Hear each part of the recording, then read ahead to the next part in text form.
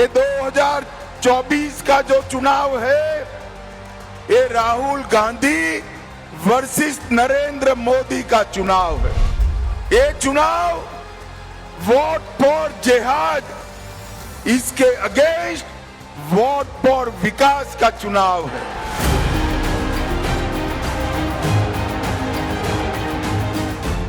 दो 2024 की चुनावी जंग को अमित शाह ने तेलंगाना की धरती पर राहुल गांधी बनाम नरेंद्र मोदी का चुनाव बताया और इससे आगे ओवैसी की एबीसी का कोड डिकोड कर दिया।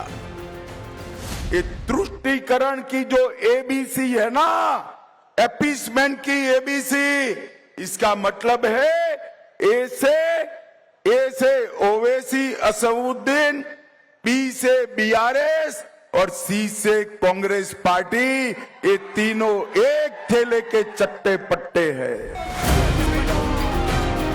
तेलंगाना में गृह मंत्री अमित शाह की यह सभा हैदराबाद से करीब 60 किलोमीटर दूर भुवनगिरी लोकसभा क्षेत्र में थी, लेकिन यहां ओवैसी का बार बार जिक्र किया गया।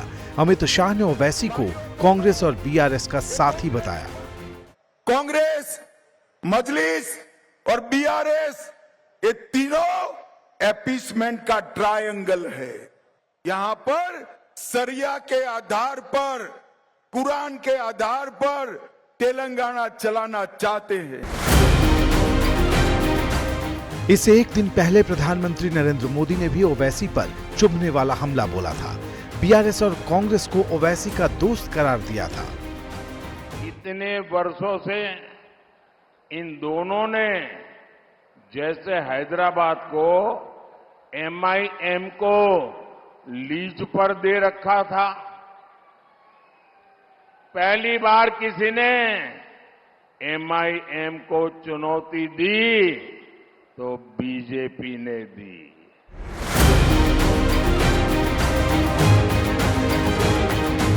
यानी तेलंगाना की स्पीच पर ओवैसी पर बीजेपी के दिग्गज नेताओं का यह हमला रणनीतिक है।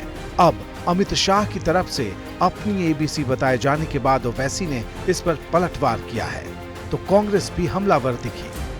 आपने हैदराबाद की जनता की तौहीन की है। हम क्या कोई कैटल हैं हैदराबाद के वोटर्स, चाहे उसमें हिंदू हो, मुसलमान हो, दलित हो, आदिवासी हो। हम इस भारत के नागरिक हैं और हम किसी सियासी पार्टी के वो हैं क्या, जायदाद हैं। रेफरेंडम है हमारे लिए, तो रेफरेंडम में हम लोग जीत जाएंगे। तो मोदी जी को इतना जगह यहाँ पर तेलंगाना में तो मिलने वाले नहीं है, क्योंकि लोकसभा में बजट सेशन में सीधा सीधा तेलंगाना के खिलाफ बोल चुका है। एआईएमआईएम और कांग्रेस के इस पलटवार के बाद बारी हैदराबाद की बीजेपी उम्मीदवार माधवी लता की थी।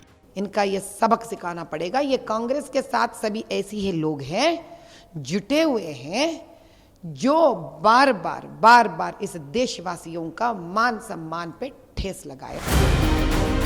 तेलंगाना की सभी 17 सीटों पर 13 मई को वोटिंग होनी है, जिसके लिए बीजेपी यहां मिशन 12 पर काम कर रही है।